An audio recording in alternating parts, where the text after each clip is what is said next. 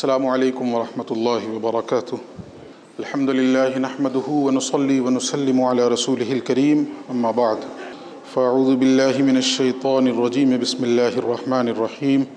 کونوا مع الصادقین، وقال تبارک وتعالی فی مقام آخر ان اولیاؤہ الا المتقون۔ صدق اللہ العلی العظیم وصدق رسولہ النبی الامین الکریم، ونحن علی ذلک لمن الشاہدین والشاکرین، والحمد للہ رب العالمین۔ بے پناہ خلوص محبت اور عقیدت و احترام کے ساتھ بارگاہ رسالت مآب صلی اللہ علیہ وآلہ وسلم میں نذرانہ درود و سلام پیش کرنے کی ہم اور آپ سعادتیں حاصل کریں۔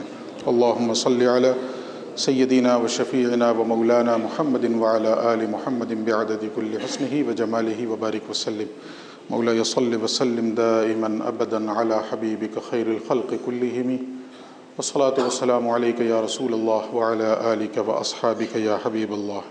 ابتداً ایک نعت شریف کے چند اشعار سنیں، تحت اللفظ ہی پڑھوں گا۔ چشتیوں کی محفل ہے تو چشتی ہی کا کلام سنا رہا ہوں۔ ایسا کوئی محبوب نہ ہوگا نہ کہیں ہے، ایسا کوئی محبوب نہ ہوگا نہ کہیں ہے، بیٹھا ہے چٹائی پہ مگر عرش نشیں ہے، بیٹھا ہے چٹائی پہ مگر عرش نشیں ہے، ملتا نہیں کیا کیا دو جہاں کو تیرے در سے، ملتا نہیں کیا کیا دو جہاں کو تیرے در سے، ایک لفظ نہیں ہے جو تیرے لب پہ نہیں ہے۔ وہ جو علازت کا ایک مصرع ہے نا کہ سرکار میں نہ لا ہے نہ حاجت اگر کی ہے، وہی لا نہیں والا۔ ملتا نہیں کیا کیا دو جہاں کو تیرے در سے، ایک لفظ نہیں ہے کہ تیرے لب پہ نہیں ہے۔ ہیں تیرے ہوا خواہوں میں مرسل بھی نبی بھی، ہیں تیرے ہوا خواہوں میں مرسل بھی نبی بھی، کونین تیرے زیر اثر زیر نگیں ہے، کونین تیرے زیر اثر زیر نگیں ہے، اور تو چاہے تو ہر شب ہو مثال شب اسرا، تو چاہے تو ہر شب ہو مثال شب اسرا، تیرے لیے دو چار قدم عرش بری ہے، تیرے لیے دو چار قدم عرش بری ہے، اور ہر ایک کو میسر کہاں اس در کی غلامی، ہر ایک کو میسر کہاں اس در کی غلامی، اس در کا تو دربان بھی جبریل امی ہے، اس در کا تو دربان بھی جبریل امی ہے، اور رکتے ہیں یہیں آ کے قدم اہل نظر کے، رکتے ہیں یہیں آ کے قدم اہل نظر کے، اس کوچے سے آگے نہ زماں ہے نہ زمیں ہے، رکتے ہیں یہیں آ کے قدم اہل نظر کے، اس کوچے سے آگے نہ زماں ہے نہ زمیں ہے، اے شاہ زمن اب تو زیارت کا شرف دے، اے شاہ زمن اب تو زیارت کا شرف دے، بے چین ہیں آنکھیں میری بے تاب جبیں ہیں، بے چین ہیں آنکھیں میری بے تاب جبیں ہیں، اور دل گریہ کنا اور نظر سوئے مدینہ، دل گریہ کنا اور نظر سوئے مدینہ، اعظم تیرا انداز طلب کتنا حسین ہے، اعظم تیرا انداز طلب کتنا حسین ہے۔ درود شریف پڑھ لیں۔ اللہم صلی وسلم وبارک علی سیدنا و مولانا محمد وعلی آل سیدنا و مولانا محمد بعدد کل حسنہ و جمالہ وبارک وسلم۔ آج کی گفتگو کے لیے میں نے دو ٹکڑا قرآن کریم کا پڑھا ہے۔ بعد مغرب اسی حوالے سے گفتگو فرما رہے تھے حضرت شیخ۔ ایک ہے کونوا مع الصادقین، اللہ رب العزت حکم دے رہا ہے اہل ایمان کو کہ صادقین کی صحبت میں جا رہو، صادقین کی معیت اختیار کرو۔ اور ایک دوسرے مقام کی جو میں نے تلاوت کی اس میں اللہ فرماتا ہے ان اولیاؤہ الا المتقون، اولیاء اللہ جو ہے وہ در حقیقت متقی ہی ہیں۔ پہلا ٹکڑا کیا ہوا کہ صادقین کی صحبت اختیار کرو، صادقین کی معیت اختیار کرو، اور دوسرا ٹکڑا ہوا کہ جو اللہ کے اولیاء ہیں، جو دوست ہیں، وہ در حقیقت متقی ہی ہیں۔ قرآن حکیم میں ایک مقام پہ یہ صادقین اور متقین دونوں کا تعارف اللہ نے کیا، ایک ہی مقام پہ۔ یہاں دو ٹکڑا میں نے پڑھا، صادقین کے ساتھ رہو، اور اولیاء اللہ کون ہیں؟ متقی۔ تو اب ایک سوال یہ پیدا ہوتا ہے کہ متقی کون ہیں اور صادقین کون ہیں؟ ایک ہی مقام پہ اللہ رب العزت نے دونوں کا تعارف بیان فرمایا۔ صادقین کا بھی اور متقین کا۔ یہ تعارف اس لیے بھی آپ کے سامنے رکھ رہا ہوں صادقین اور متقین کا۔ ایک ایک تعارف جو اللہ رب العزت نے بیان فرمایا ہے اس کو سنیے گا، اور وہ جو نظامی میں کے متوالوں کا ساقی ہے ذرا اس کی زندگی میں جھانک کے دیکھیے گا، جو ہمارا مرشد ہے، جو ہمارا شیخ ہے۔ وہ ایک مصرع ہے، میں ذرا سا تبدیلی کے ساتھ پڑھ رہا ہوں کہ بری نازم کہ ہستم من غلامت، بری نازم کہ ہستم من غلامت، میں اس پر فخر کرتا ہوں کہ میں تمہارا غلام ہوں، میں آپ کا غلام ہوں۔ تو ایک ایک جو تعارف ہے نا صادقین اور متقین، ظاہر ہے کہ ہم جس کے ہاتھوں پہ سب کچھ اپنا سونپ چکے ہیں تو پتہ بھی تو چلنا چاہیے نا کہ وہ ہستی کیسی ہے، اور اپنے لیے بھی اور دل مضبوط ہو جائے، جس کو قرآن نے کہا ما نثبت بہ فؤادک، تاکہ اور دل مضبوط ہو۔ ہے تو وہ سب چیزیں یقین کی حد تک ہیں، ولیکن وہ جو حضرت ابراہیم نے کہا تھا کہ میں دیکھنا چاہتا ہوں، تو اللہ نے پوچھا تھا اولم تؤمن، تو حضرت ابراہیم نے کہا بلا کیوں نہیں، ولیکن لیطمئن قلبی، لیکن اور دل مطمئن ہو جائے اس لیے چاہتا ہوں۔ تو یہ تعارف جو میں پیش کر رہا ہوں صادقین اور متقین کا، ذرا سنیے گا، قرآن حکیم میں ایک ہی مقام پہ دونوں بیان کیا، اور اپنے شیخ کی زندگی میں جھانک کر دیکھیں گے ہم اور آپ۔ اللہ فرماتا ہے کون لوگ ہیں وہ جو اللہ پر ایمان لائے، آخرت کے دن پر ایمان لائے، نبیوں پر ایمان لائے، فرشتوں پر ایمان لائے، کتابوں پر ایمان لائے۔ یہ تو ایمان سے متعلق ہو گیا۔ اب اس کے بعد عملی تعارف کیا کرایا؟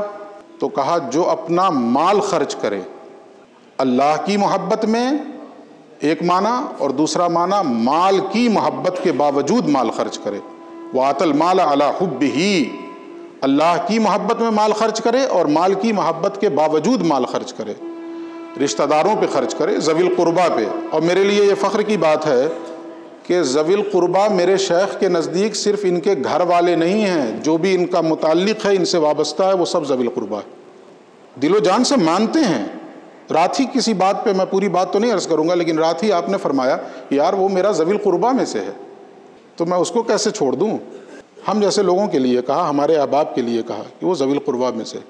تو اللہ فرما رہا ہے ایمانیات کے بعد اللہ، رسول، آخرت اور وغیرہ وغیرہ پہ ایمان رکھے، اور پھر جب عملی تعارف کیا تو کہا مال خرچ کرے، اللہ کی محبت میں اور مال کی محبت کے باوجود، دونوں معنی، مال خرچ کرے، ذوی القربہ پہ خرچ کرے، یتیموں پہ خرچ کرے، مسکینوں پہ خرچ کرے، مسافروں پہ خرچ کرے، مانگنے والوں پہ خرچ کرے، غلام آزاد کرنے میں خرچ کرے۔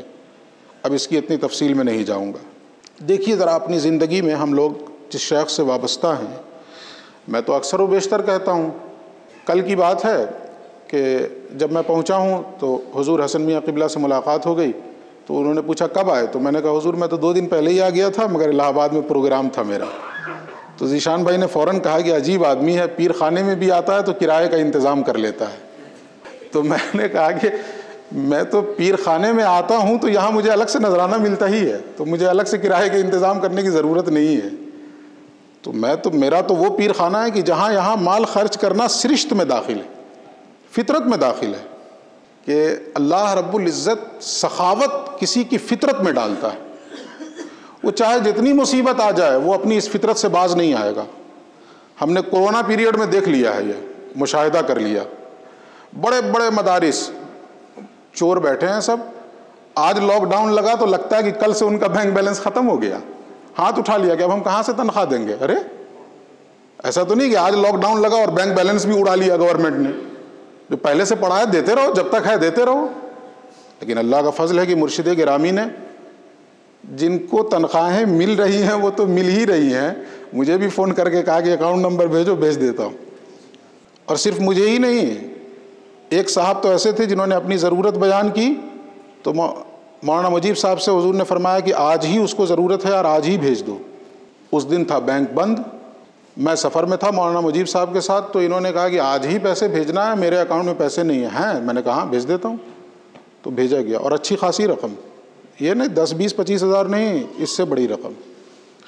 تو سخاوت اللہ رب العزت کسی کی فطرت میں ڈالتا ہے، اور جب اس کی فطرت میں آ جائے تو حالات چاہے جیسے ہوں وہ سخاوت سے باز نہیں آتا۔ تو اس پر میں نے ایک لطیفہ سنایا تھا، وہ تصوف کی کتاب میں بھی ہے وہ لطیفہ، ایک بادشاہ تھا جس کی فطرت میں سخاوت تھی، اور بیوی بالکل اس کے برعکس. آپ کیوں مسکرا رہے ہیں؟ تو بیوی بالکل اس کے برعکس تھی. بادشاہ کے دربار میں ایک مچھلی بیچنے والا آیا, اس نے مچھلی دی, بادشاہ کو مچھلی اچھی لگی, اس نے 200 درہم بڑھا دیے. بیوی چراغپا ہو گئی, یہ کیا کیا آپ نے؟ تو 2-4 درہم کی مچھلی تھی, آپ نے 200 درہم دے دیے اسے. اس نے کہا جانے دو, اس کی قسمت کے تھے, لے گیا کوئی بات نہیں. کہا نہیں اس سے واپس لیجئے. تو بادشاہ نے کہا اللہ کی بندی, میں بادشاہ ہوں, یہ میری توہین ہے کہ میں دیے ہوئے پیسے واپس مانگوں. تو اس نے کہا میں آپ کو راستہ بتاتی ہوں, آپ اس کو بلائیے اور اس سے پوچھئے کہ مچھلی نر تھی کہ مادہ. اگر تو بولے نر تو آپ کہیے مجھ کو تو مادہ چاہیے, اور اگر بولے مادہ تو آپ کہیے مجھ کو نر چاہیے. سو اپنی مچھلی واپس لو اور میرے پیسے واپس دو. بیوی کے ہاتھوں بہت لوگ مجبور ہوتے ہیں, بادشاہ بھی مجبور ہوا. اس نے بلا لیا, کہا جی یہ بتاؤ مچھلی نر تھی کہ مادہ؟ وہ بھی بڑا ہوشیار, عورت کی فطرت سے واقف رہا ہوگا. اس نے کہا حضور نر اور مادہ تو میں اوروں کے لیے لاتا ہوں, آپ کے لیے تو میں نے خصوصی مچھلی کا انتظام کیا ہے جو نہ نر ہے نہ مادہ ہے. بادشاہ مزید خوش ہوا, اس نے 200 درہم اور دے دی. اس نے کہا اتنا خوبصورت اس نے جواب دیا, 200 درہم اور لو. یہ فطرت میں جس کی سخاوت ہوتی ہے وہ روکنے پہ نہیں رکتا. وہ بیوی اور پریشان ہو گئی کہ اللہ کی مار ہو اس پر, میں تو 200 درہم پہ پریشان تھی, اس نے 400 دے دیے. اتفاق یہ ہے کہ جب وہ جانے لگا 400 درہم لے کر, تو راستے میں 1 درہم گرا پڑا تھا. اس نے دھیرے سے اٹھا کے جیب میں رکھ لیا. بیوی کی نظر پڑ گئی, اس نے کہا یہ اچھا موقع ملا ہے اس سے پورے پیسے واپس لینے کا. اس نے کہا دیکھیے بادشاہ سلامت, کتنا بدبخت ہے یہ, آپ نے اسے 400 درہم دیے پھر بھی اس کی نیت, اس کا پیٹ نہیں بھرا, یہ 1 درہم گرا تھا اسے اٹھا کے رکھ لیا. بلائیے اس کو اور سارے پیسے واپس لیجیے. پھر بادشاہ نے بلایا, کہا کیوں جی تم نے وہ 1 درہم اٹھا کے کیوں رکھا؟ تمہاری نیت خراب تھی, تمہیں صبر نہیں ہوا. اس نے کہا حضور بات 1 درہم کی نہیں ہے, اصل یہ ہے کہ اس پہ آپ کی تصویر بنی تھی, کہیں کسی کا پیر پڑ جاتا تو بے ادبی ہوتی, اس لیے میں نے اٹھا کے رکھا. وہ خوش ہوا, اس نے 200 درہم اور دیے. بتانے کا مقصد یہ ہے کہ جس کی فطرت میں سخاوت ہوگی وہ سخاوت سے باز نہیں آئے گا, چاہے حالات جیسے بھی ہوں. اللہ رب العزت بیان فرما رہا ہے علامت مال خرچ کرنا. جب عملی تعارف کی بات آئی ہے تو آپ ذرا غور کیجیے گا, دیکھیے نماز کا بھی ذکر آئے گا لیکن آگے ہے, وہ بعد میں آ رہا ہے آگے. عملی تعارف میں سب سے پہلی چیز کیا ہے؟ مال خرچ کرنا. مال خرچ کرنا یہ بہت کٹھن ہے, یہ بہت کٹھن ہے. معاملہ بالکل اس کے الٹ ہو جاتا ہے. میں کسی پہ کوئی تان و تشنیع نہیں کر رہا, لیکن جو عام صورتحال ہے وہ یہی ہے نا. یہ دکان اسی لیے سجائی گئی ہے کہ دکان چلے, عام صورتحال تو یہی ہے.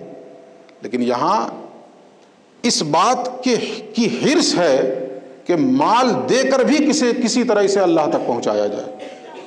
مال خرچ کرنا پڑے کرو, لیکن کسی طرح اس کا رشتہ اللہ سے جوڑو. تو مال خرچ کرنا یہ پہلا تعارف, عملی تعارف اللہ رب العزت نے بیان فرمایا.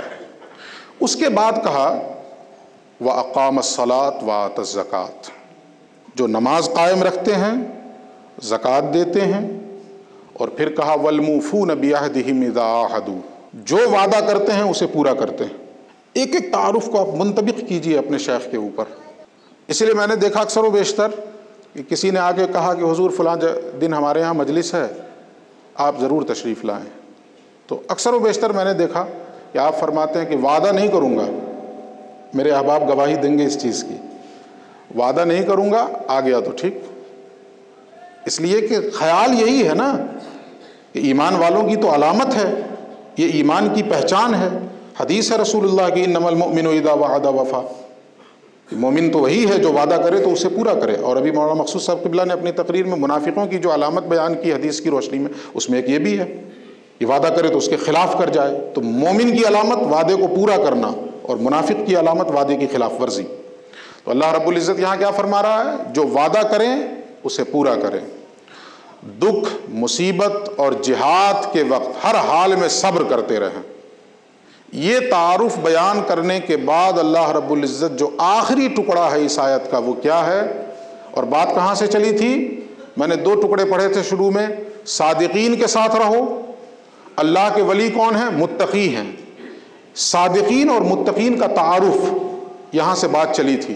یہ تعارف اللہ رب العزت نے بیان کیا، اور اس کے بعد آخری ٹکڑا جو آیت کا اللہ کہتا اولئک الذین صدقوا واولئک هم المتقون، یہی تو وہ لوگ ہیں جو صادق بھی ہیں اور یہی تو وہ لوگ ہیں جو متقی بھی ہیں.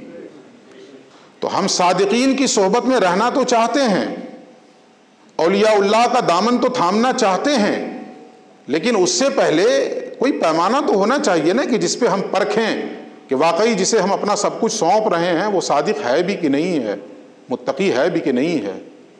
اللہ کا فضل ہے، میں نے پہلے ہی پڑھ دیا کہ بری نازم کہ ہستم من غلامت، مجھے اس بات پر ناز ہے کہ مجھے آپ کا دامن ملا ہے، آپ کی صحبت میسر آتی ہے. محبوب سبحانی اور محبوب الہی کے نام کی محفل ہے، تو اسی تعارف کی ایکسٹینشن کرتے ہوئے، اسی میں اضافہ کرتے ہوئے میں محبوب سبحانی کی ایک بات جو قلائد الجواہر کے حوالے سے ہے وہ یہ ہے کہ آپ فرماتے ہیں کسی شیخ کے لیے یہ درست ہی نہیں ہے کہ جب تک اس کے اندر 12 اوصاف نہ پیدا ہو جائیں وہ مسند مشیخت پہ جا کے بیٹھے. جب تک اس کے اندر یہ 12 اوصاف اور 12 خصائص اس کے اندر نہ پائے جائیں اس کے لیے درست ہی نہیں ہے کہ وہ مسند مشیخت کو زینت بخشے. وہ 12 اوصاف کیا ہیں، اور پھر یہ اوصاف جب میں بیان کروں گا نا تو ذرا سا ڈالیے گا نظر تاکہ اور دل مضبوط ہو اور ایمان پختہ ہو. یہاں اللہ رب العزت نے ہمیں کیسا نرالا اور انوکھا مرشد عطا کر دیا ہے. وہ 12 صفات کیا ہیں ذرا سنیں. ہیں تو 12 لیکن انداز اتنا نرالا ہے حضور سیدنا شیخ عبد القادر جیلانی کے بیان کا، ایک بار میں وہ چیزیں ذہن میں اتر جاتی ہیں. کیا ہیں وہ 12؟ تو فرماتے ہیں، پہلے اجمالاً سن لیں، فرماتے ہیں کہ 2 خصلتیں اللہ والی ہوں، 2 اللہ کے رسول والی ہوں، اور 2 ابو بکر والی ہوں، 2 عمر والی ہوں، 2 عثمان والی ہوں، 2 علی والی ہوں. یہ 12 صفات ہیں، 12 خصائص ہیں. اب وہ کیا ہیں؟ تو سب سے پہلے فرمایا حضور غوث پاک نے کہ 2 خصلتیں اللہ والی، اللہ رب العزت ستار ہے، غفار ہے. مسند مشیخت کا اہل وہی ہوگا جس کے اندر ستاری اور غفاری پائی جائے. اللہ ستار ہے، اس کا مطلب کیا ہے؟ عیبوں کو چھپانے والا، عیبوں پہ پردے ڈالنے والا. اللہ اس منصب کا اہل اسے ہی بنائے گا جس کے اندر یہ صفت پائی جائے کہ وہ بھی اپنے معاشرے اور اپنے سماج کے لوگوں کے عیب پہ اگر مطلع ہو جائے تو اسے دوسروں کو نہ بیان کرے بلکہ اس کے عیب پہ پردہ ڈال دے.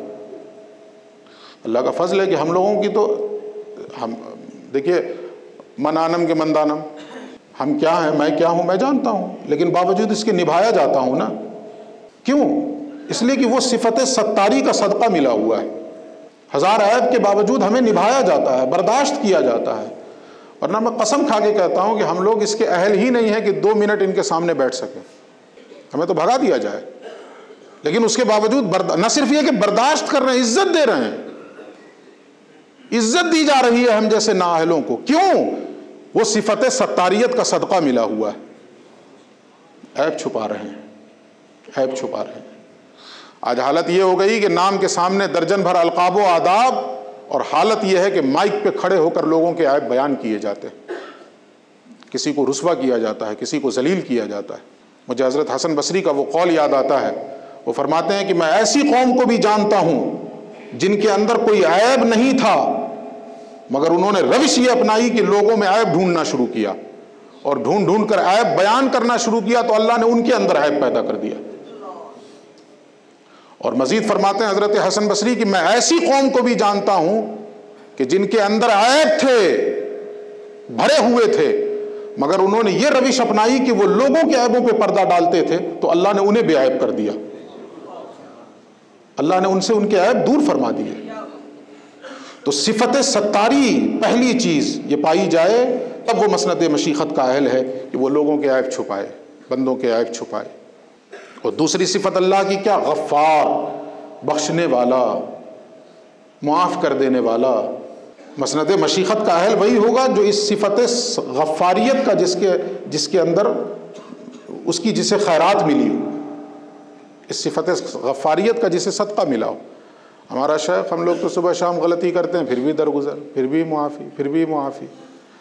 ایک بار کی بات ہے، بہت پہلے کی بات ہے، کہ شیخ نے فرمایا تھا کہ آ جاؤ، اور اسی دن میرے بھائی کی منگنی تھی.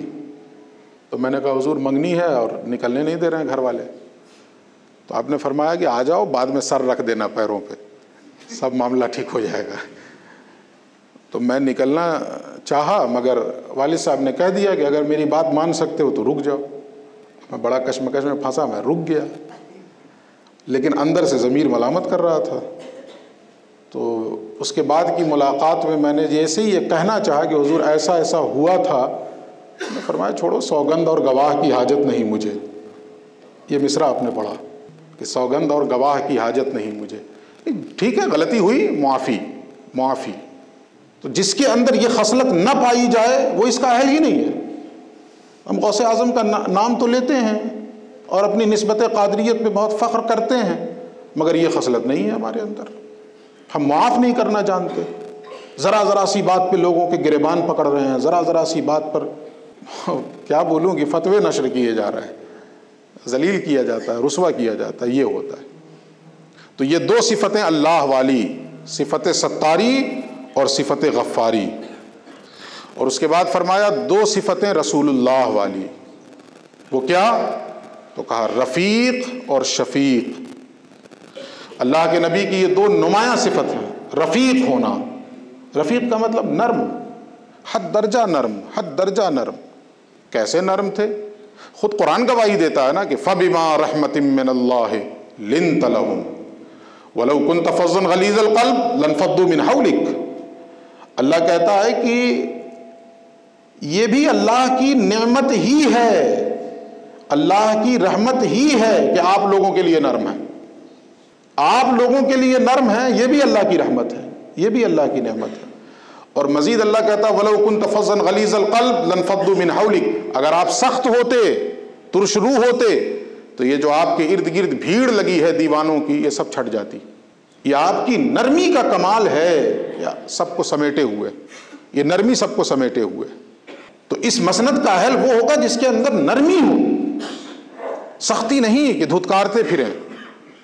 اچھا، جو کہتے بھی ہیں نا کہ ہمارے فلاں کے اندر بڑی سختی ہے، جلدی ناراض ہو جاتے ہیں، وہ صرف غریبوں ہی پہ ناراض ہوتے ہیں، باقی کہاں سختی رہتی ہے۔ تو ہونا ہی نہیں چاہیے نرمی۔ اور ہم نے اپنے شیخ میں دیکھا ہے یہ چیز، سختی کس چیز کا نام ہے شاید چھو کے بھی نہیں گزری ہے، شاید چھو کے بھی نہیں گزری ہے، اس قدر نرمی ہے، اس قدر نرمی ہے۔ ہر پیر و جماع اس کا شاہد ہے، اس کا گواہ ہے۔ کہا رفیق ہو۔ اللہ کے نبی کی یہ بہت نمایاں صفت تھی، نرمی آپ کی۔ میں اکثر و بیشتر وہ حدیث بھی پیش کرتا ہوں اس موقع پر کہ کس موقع پر آپ نے نرمی کی بات کی، ذرا دیکھیے۔ یہودی گزر رہا ہے اور بدبخت گزرتے ہوئے کہتا السلام علیک، السلام علیک نہیں کہتا، السلام علیک۔ السلام علیک تو دعا ہے، آپ پر سلامتی ہو، رحمت ہو، لیکن اس نے کہا السلام علیک، ہلاکت ہو آپ کے لیے، بربادی ہو آپ کے لیے، موت واقع ہو جائے وغیرہ وغیرہ، اس کے مختلف معنی کیے جا سکتے ہیں۔ رسول اللہ نے پلٹ کے کہا وعلیک، بس اتنا ہی کہہ کے رک گئے۔ حضرت عائشہ برہم ہوئی، یا رسول اللہ آپ نے نہیں سنا اس نے کیا کہا؟ حضور نے فرمایا میں نے بھی کیا کہا، اس پر بھی تو توجہ دو، جو اس نے کہا وہی میں نے پلٹایا۔ لیکن حضرت عائشہ کا غصہ ہے کہ تھمنے کا نام نہیں لیتا، اسے سخت سست کہہ رہی ہیں۔ اس موقع پر اللہ کے نبی فرماتے ہیں عائشہ نرمی کرو، اللہ نرم ہے اور نرمی کو پسند فرماتا ہے۔ ان اللہ رفیق یحب الرفق، اللہ نرم ہے اور نرمی کو پسند فرماتا ہے۔ تو حضور غوث پاک فرماتے ہیں جس کے اندر دو صفتیں رسول اللہ والی، رفیق ہو، پہلی صفت نرم ہو، اور دوسری صفت شفیق ہو، شفقت کرنے والا ہو۔ دونوں قریب المعنی ہی ہیں، شفقت کرنے والا ہو۔ تو ہم لوگ تو دیکھتے رہتے ہیں کہ کتنی شفقتیں ہوتی ہیں۔ اگر میں یہ کہہ دوں تو غلط نہیں ہو، اپنے لیے تو یہ کہہ ہی سکتا ہوں، یہ بالکل کہہ رہا ہوں میں اپنے لیے، کہ اگر یہ نرمی اور یہ شفقت نہ ہوتی تو شاید ہم جیسے لوگ ٹک نہ پاتے۔ ایمانداری کی بات یہی ہے کہ ہم جیسے لوگ جو یہاں ٹکے ہوئے ہیں نا، یہ آپ کی شفقت اور آپ کی نرمی کا نتیجہ ہے، نبھانے کا اثر ہے، کس طرح سے نبھاتے ہیں ہم جیسوں کو بھی۔ جو ایک شعر ہے نا کہ ہم جیسے نکموں کو گلے کون لگاتا، سرکار اگر آپ ہمارے نہیں ہوتے۔ تو آپ کی نرمی ہے اور شفقت ہے جو ہمیں بھی برداشت کرتے ہیں اور ہمیں بھی نبھاتے ہیں۔ تو حضور غوث پاک فرماتے ہیں کہ مسند مشیخت کا اہل وہی ہے جس کے اندر دو صفتیں رسول اللہ والی ہوں، رفیق اور شفیق۔ آگے فرماتے ہیں دو صفتیں حضرت ابو بکر والی ہوں، کیا؟ صادق ہو، مصدق ہو۔ سچا ہو اور سچوں کی گواہی بھی دے، سچوں کے لیے کھڑا بھی ہو۔ یہ بہت کٹھن ہے۔ یہ انسان خود تو سچا ہو جاتا ہے، جھوٹ سے بچ گیا، لیکن کسی دوسرے سچے کے لیے جب زمین تنگ کی جاتی ہے تو پھر یہ صادق مصدق نہیں بن پاتا ہے کہ اس سچے کے حق میں بھی کھڑا ہو جائے، اس کے لیے بھی کھڑا ہو۔ آج کی یہ بہت دردناک صورتحال ہے اس سماج کی کہ بہت سے ایسے متقی اور پرہیزگار اور سچے مل جائیں گے، لیکن ان کے اندر یہ صفت نہیں پائی جاتی ہے، صادق ہونے کے ساتھ ساتھ مصدق نہیں ہے۔ یہ کسی سچے کے لیے کھڑے بھی ہوں، یہ کسی سچے کے خلاف پروپیگنڈا ہو رہا ہے تو وہ کھڑا ہو جائے، یہ غلط ہے۔ یہ میں گواہی دیتا ہوں کہ وہ سچا ہے۔ چنانچہ حضرت ابوبکر کی زندگی میں دیکھیے یہ واقعہ کتنا اہم ہے کہ شب معراج جب رسول اللہ پلٹے اور آ کے آپ نے پورا واقعہ سنایا کہ ایسا ایسا ہوا، تو ابو جہل بدبخت تالیاں لگاتا ہوا نکلا وہاں سے اور طعن و تعریض کرتے ہوئے کہ دیکھو ابھی تک زمین کی بات کر رہے تھے، اب آسمان کی کرنے لگے۔ اور جب وہاں نکلا ہے تو راستے میں ملاقات ہو گئی حضرت ابوبکر سے، اور جا کے پوچھتا ہے کہ ابوبکر یہ بتاؤ، کوئی شخص یہ کہے کہ میں رات کے معمولی سے حصے میں یہاں سے بیت المقدس چلا گیا اور پھر وہاں سے آسمانوں کی سیر کر کے آ گیا، یہ بات مانی جائے گی، ماننے والی ہے؟ تو حضرت ابوبکر نے پہلا سوال اس سے یہ کیا کہ یہ بتاؤ کہا کس نے؟ تو ابو جہل بول پڑا کہ کہا تو تمہارے ساتھی محمد نے۔ تو حضرت ابوبکر کہتے ہیں اگر انہوں نے کہا ہے تو میں گواہی دیتا ہوں کہ سچ کہا ہے۔ یہ ہے مصدق ہونا۔ حضور غوث پاک فرماتے ہیں دو صفتیں ابو بکر والی ہو، صادق بھی ہو، سچا بھی ہو، اور مصدق بھی ہو، سچے کے حق میں کھڑا بھی ہو۔ مزید فرمایا دو صفتیں عمر فاروق والی، وہ کیا؟ بھلائی کا حکم دینے والا ہو اور برائیوں سے روکنے والا ہو، بھلائی کی دعوت دے۔ کس طریقے سے ہمارے شیخ ہم لوگوں کے لیے کہ کوئی نیکی سے رہ نہ جائے، چھوٹ نہ جائے، کوئی گناہ میں ملوث نہ ہو جائے، اس بات کی فکر یہ کرتے ہیں۔ مجھے یاد ہے، دور رہ کے تو غفلت ہو جاتی ہے، لیکن مجھے یاد ہے کہ ایک سفر سے آئے اور رات کے اخیر پہر میں ہم لوگ خانقاہ میں داخل ہوئے۔ ابھی ایک آدھ گھنٹہ یا سوا گھنٹہ، 1.5 گھنٹہ بچا ہوا تھا وقت فجر شروع ہونے میں۔ تو شیخ سمجھ گئے کہ یہ ابھی سوئے گا کمبکرن تو اٹھے گا نہیں، تو آپ نے حجرے میں بٹھا لیا اور باتیں کرتے رہے۔ اچھا یہ بھی دیکھیں کہ اس وقت بھی باتیں ایسی جو پرمزاح ہوں کہ جس سے نیند غالب نہ ہو اس پر، پرمزاح گفتگو کرتے رہے، خود بھی تھکے ہوئے ہیں، اب تھوڑی تھوڑی دیر پہ گھڑی بھی دیکھ رہے ہیں۔ اس کے بعد جیسے ہی دیکھے کہ فجر کا وقت شروع ہوا، بولے جاؤ اب نماز پڑھو، سو جاؤ۔ تو بھلائی کی دعوت اور برائی سے روکنا، یہ دو صفتیں عمر فاروق والی۔ لیکن اس میں بھی ایک واقعہ میں نے پڑھا ہے، میرے احباب اس کی تائید کریں گے کہ یہ صحت اس کی کہاں تک ہے یا ضعیف ہے، کہ حضرت عمر فاروق اپنے زمانے خلافت میں راتوں کو گشت کرتے تھے۔ تو ایک شب آپ گشت کر رہے تھے تو آپ کو ایسا محسوس ہوا کہ اس گھر کے اندر کوئی جرم کر رہا ہے، تو آپ دیوار کی طرف سے اندر داخل ہو گئے۔ تو آپ نے دیکھا کہ ایک بوڑھا شخص شراب پی رہا ہے، تو آپ نے اسے کہا کہ تمہیں شرم نہیں آتی ہے، اللہ کی حد پامال کرتے ہو؟ تو وہ شرمسار ہو گیا اور اس نے کہا حضور میں نے تو ایک حد پامال کی، لیکن آپ نے بھی تو اللہ کی حدود پامال کی، دروازے سے آنا چاہیے آپ پیچھے سے آئے، اجازت لے کے آنا چاہیے آپ بغیر اجازت آئے۔ حضرت عمر واپس ہو گئے۔ اس بوڑھے شخص نے مسجد جانا چھوڑ دیا مارے شرم کے۔ تو حضرت عمر سوچتے تھے دل ہی دل میں کہ یہ میں نے کیا کر دیا کہ وہ مسجد آنا چھوڑ دیا اس نے۔ ایک دن ایسا ہوا کہ آپ بیٹھے تھے، اچانک نظر پڑی کہ وہ شخص آ رہا ہے، مسکراہٹ آ گئی چہرے پہ، اسے قریب بلایا، پاس بٹھایا اور اس کے کان میں کہا اس ذات کی قسم جس کے قبضے قدرت میں میری جان ہے، میں نے جو کچھ دیکھا تھا کسی سے نہیں کہا۔ یہ حضرت عمر کہتے ہیں میں نے جو کچھ دیکھا تھا کسی سے نہیں کہا۔ وہ بوڑھا حضرت عمر کے کان میں کہتا اس ذات کی قسم جس کے قبضہ قدرت میں میری جان ہے، اس دن کے بعد سے آج تک میں نے شراب کی طرف نظر اٹھا کے بھی نہیں کی۔ تو بھلائی کی دعوت تو ہو لیکن انداز ایسا ہو، یہ نہ ہو کہ سامنے والے کو رسوا کر دیں، ذلیل کر دیں اور پھر ہم یہ سوچیں کہ ہم نے حق ادا کر دیا۔ تو دو صفتیں حضرت عمر والی، بھلائی کی دعوت دیں اور برائیوں سے روکیں۔ اس کے بعد فرمایا دو صفتیں عثمان غنی والی، وہ کیا ہیں؟ اس کا دن سخاوت میں گزرے اور شب قیام میں گزرے۔ دن سخاوت میں گزرے، حضرت عثمان غنی کی سخاوت کیا کہنا، وہ تو مشہور ہے، وہ صحابہ کرام میں بہت نمایاں نام ہے، بڑے امیر و کبیر اور دولت مند تھے، اللہ رب العزت نے بڑا نوازا تھا، مگر اپنی دولت کا خزانہ اور اس کا منہ ہر وقت اسلام کے لیے اور اہل اسلام کے لیے کھلا ہوا تھا۔ ایک موقع پر تو رسول اللہ نے آواز دی تھی کہ تمہارے مال کی ضرورت ہے، لاؤ، تو حضور کی گود کے سامنے اتنا ڈھیر لگایا تھا، جو بھی سکے چلتے ہوں اس زمانے میں، اشرفیہ ہوں، درہم و دنانیر ہوں، جو بھی ہوں، اتنا ڈھیر لگایا رسول اللہ کی گود کے سامنے۔ حضور نے دیکھا، یوں ہاتھوں سے اٹھاتے تھے، خوش ہوتے تھے، اور ایک جملہ ارشاد فرماتے تھے، اس ذات کی قسم جس کے قبضہ قدرت میں محمد کی جان ہے، آج کے بعد سے عثمان کوئی نیکی نہ بھی کریں جب بھی جنت ان پر واجب ہو گئی۔ یہ سخاوت تھی آپ کی۔ اور میں نے شروع میں بتایا کہ اللہ رب العزت نے ہمیں ایسا مرشد عطا کیا، سخاوت جس کی گھٹی میں کوئی روکنا بھی چاہے، کورونا نے روکنا بھی چاہا تو نہیں روک سکتا۔ سخاوت ایسی، میں پھر پڑھنا چاہوں گا کہ بری نازم کے ہستم من غلامت، مجھے اس پر ناز ہے کہ میں آپ کا غلام ہوں۔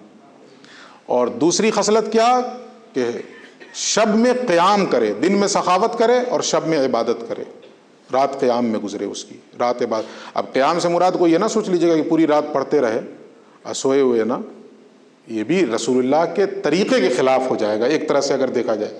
چونکہ ایک موقع ایسا آیا کہ بعض صحابہ آئے ازواج مطہرات کے پاس، اور انہوں نے آ کے رسول اللہ کے گھر کے اندر کے معمولات دریافت کیے ازواج مطہرات سے کہ گھر کے اندر کے معمولات بتائیں۔ تو جو کچھ بتایا انہوں نے گھر کے اندر کے معمولات، تو ان صحابہ پہ ایسا اثر ہوا کہ ایک نے کہا کہ میں آج کے بعد روزانہ روزے کی حالت میں گزاروں گا، ہر دن روزہ رکھوں گا۔ دوسرے نے کہا کہ میں پوری رات عبادت کروں گا، سوؤں گا ہی نہیں۔ اور تیسرے نے کہا کہ میں نکاح ہی نہیں کروں گا۔ جو معمولات گھر کے اندر کے رسول اللہ کے سنے تو ان کی یہ کیفیت ہو گئی۔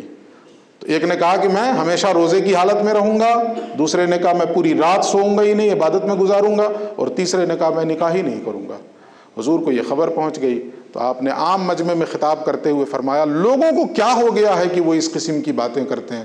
مجھے دیکھو، میں روزہ بھی رکھتا ہوں، افطار بھی کرتا ہوں، یعنی کسی دن روزہ بھی رہتا ہوں، کسی دن چھوڑ بھی دیتا ہوں۔ پھر فرماتے ہیں مجھے دیکھو، میں رات کو سوتا بھی ہوں اور عبادت بھی کرتا ہوں۔ اور مزید فرماتے ہیں مجھے دیکھو، میں نے نکاح بھی کیے ہیں نا، میرے بیوی بچے بھی۔ تو اصل سنت یہی ہے۔ تو کوئی یہ نہ سمجھ لے کہ او مرشد تو وہی ہوگا جو پوری رات جگتا ہی رہے، نہیں۔ قیام سے مراد یہ ہے کہ کم سے کم وہی جو قیام اللیل ہے جس کو تہجد کہتے ہیں اس کا پابند ہو وہ۔ مزید فرمایا 2 خصلتیں مولا علی والی ہوں۔ مولا علی والی خصلت کیا ہے؟ ایک علم ہو اور دوسرے شجاعت ہو۔ علم ہو اور شجاعت ہو، دلیری ہو۔ علم کا کیا پوچھنا، ماشاء اللہ، جتنے ہم جیسے صاحبان جبہ و دستار تھے، یہاں آگے پتہ چلا کہ جاہلے ہیں ایک دم، یہاں آگے سمجھ میں آیا نا۔ اچھا یہاں پہ ایک بات اور یاد آ گئی۔ ایک سفر میں ہم لوگ جا رہے تھے کہیں، شیخ آگے بیٹھے ہوئے تھے، تو دوران گفتگو آپ نے، یہ آپ کی تواضع ہے اور انکساری ہے، کہ آپ نے فرمایا کہ یار اللہ کا کتنا بڑا کرم ہے کہ مجھ جاہل کو عالموں کی صحبت مل گئی، یہ فرماتے ہیں آپ۔ تو میں نے عرض کیا حضور، ہم لوگوں کو تو یہیں آ کے پتہ چلا کہ ہم لوگ جاہل ہیں تو ہم لوگ تو بہت بڑے عالم سمجھ رہے تھے اپنے آپ، تو ہم لوگوں کو یہیں آ کے پتہ چلا کہ ہم جاہل ہیں۔ تو دیکھیے کوئی دوسرا ہوتا نا تو بڑا خوش ہوتا۔ اس وقت بھی حضور نے کیسا ایمان تازہ کیا، فرمایا یہ بھی اللہ کی نعمت ہے، انہ کان ظلوما جہولا۔ یہ جہولا کا جو ادراک ہو گیا نا، یہ بھی اللہ کی نعمت ہے۔ کیسے پھیرا، مطلب گفتگو کوئی بھی ہو بات وہیں پہنچتی ہے، کوئی بھی ہو۔ ایک شعر ہے تو دوسرے موقع کا، لیکن یاد آ گیا تو پڑھ دوں کہ ذکر جب چھڑ گیا قیامت کا، بات پہنچی تیری جوانی تک۔ کوئی بھی گفتگو ہو گھما کے وہیں لے جاتے ہیں۔ تو علم پہلی چیز، اور دوسری چیز کیا؟ شجاعت، دلیری۔ اللہ کا فضل ہے کہ ہم لوگوں نے، وہ جو کہتے ہیں نا کہ اکیلا چنا بھاڑ نہیں پھوڑتا ہے، مگر یہاں تو اکیلے چنے نے بھاڑ پھوڑ دیا ہے۔ یہ تو کہنے کو کہا جاتا ہے نا۔ پوری ملت ڈر رہی تھی کہ بلی کی گردن میں گھنٹی کون باندھے، اللہ رب العزت نے ایک ایسے نائب کو کھڑا کیا ہے جس نے لا یخافون لومۃ لائم کا عملی مظہر بن کر جو حق ہے اس کا اظہار کیا۔ میری عزت جاتی ہے جائے، رسول اللہ کا دین شرمندہ نہیں ہونا چاہیے۔ مجھے گالیاں پڑتی ہیں، پڑھیں، دین تو کم سے کم اصل حالت میں آنے والی نسلوں تک پہنچ جائے۔ آج حالت یہ ہو گئی کہ ہم اپنی عزتوں کی حفاظت میں لگے ہوئے ہیں اور دین کی عزت کا جنازہ نکل رہا ہے۔ حق بات بولنے سے ڈر رہے ہیں، علم ہے، حق بات بولنے سے ڈر رہے ہیں۔ میں نے اس دن بھی وہ مولانا ظفر علی خان کا وہ شعر سنایا تھا کہ نکل جاتی ہے سچی بات جس کے منہ سے مستی میں، نکل جاتی ہے سچی بات جس کے منہ سے مستی میں، فقیہ مصلحت بی سے وہ رندے بادہ خار اچھا۔ مفتی صاحب ہیں کہ نہیں؟